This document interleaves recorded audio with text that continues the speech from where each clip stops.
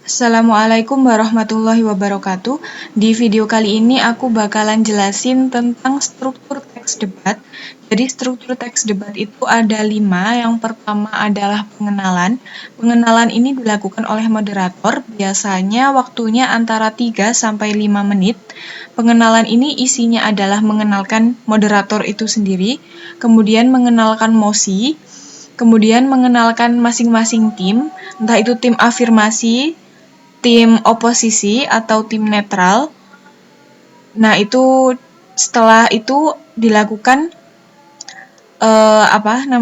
pengantar lah ya, pengantar mosi oleh moderator agar penonton atau juri itu bisa paham mosi yang sedang didebatkan itu tentang apa gitu. Jadi harus ada penggambarannya terlebih dahulu oleh moderator. Kemudian yang kedua, penyampaian pernyataan topik. Penyampaian pernyataan topik ini bisa dilakukan dalam waktu 10-15 menit oleh moderator sebagai pemandu jalannya acara. Nah, penyampaian pernyataan topik ini dilakukan masing-masing tim afirmasi, tim oposisi, dan kemudian tim netral.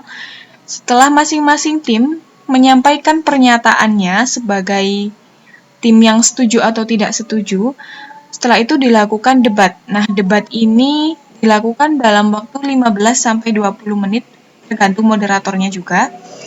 Debat ini adalah intinya ya. Jadi setelah menyampaikan pernyataan topik, pasti masing-masing tim itu merasa ada yang kurang sreg lah ya dalam bahasa Jawa. Ada yang kurang sreg dengan pernyataannya dan boleh diperdebatkan di waktu yang sudah ditentukan oleh moderator.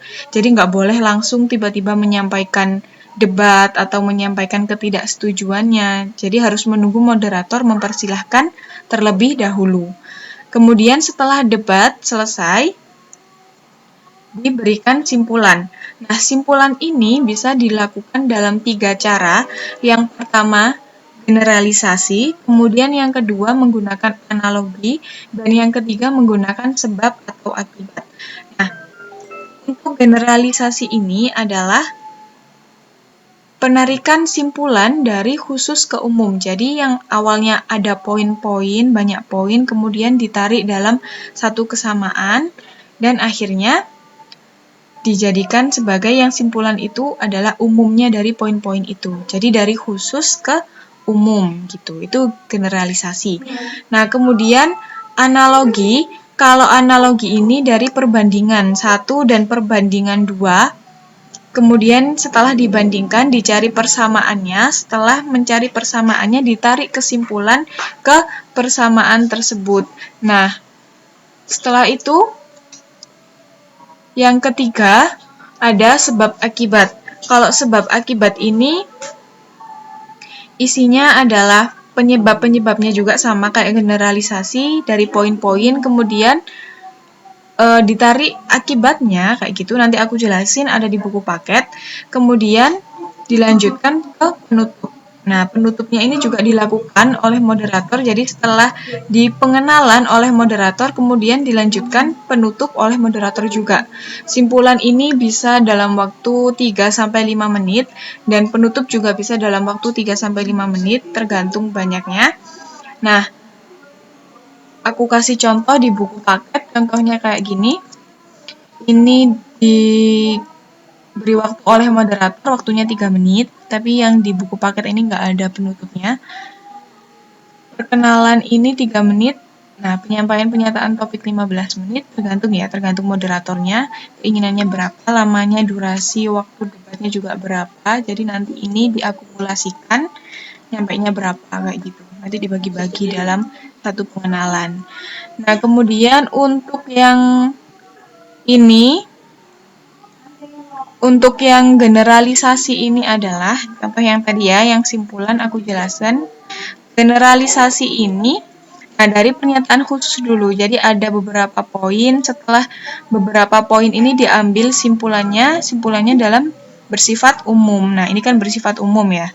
Kemudian yang kedua ada analogi. Kalau analogi itu proses penarikan simpulan dari pembanding 1 dan pembanding 2, kemudian disimpulkan. Jadi awalnya ada pembanding 1 dan pembanding 2, dicari kesamaannya, setelah itu ditarik kesimpulan dari persamaan tersebut. Jadi ini. Nah, jadi awalnya orang tua mendidik kita di rumah dengan penuh kasih sayang, ini pembanding 1. Kemudian sebagai pembanding 2, di sekolah para guru juga mendidik kita dengan penuh kasih sayang. Nah, ini kan sama-sama akhirnya ditarik kesimpulan, jadi dapat dikatakan bahwa guru adalah orang tua kita di sekolah. Kayak gitu, itu yang analogi. Kemudian yang ketiga, menggunakan sebab akibat, penarikan simpulan menggunakan sebab akibat, contohnya seperti ini. Nah, sebab-sebabnya ada 6 poin, penyebabnya ini, kemudian akibatnya, nah ini akibatnya, nah seperti ini. Itu penarikan simpulannya seperti itu. Semoga kamu paham dengan apa yang aku jelasin, dan semoga bermanfaat. Wassalamualaikum warahmatullahi wabarakatuh.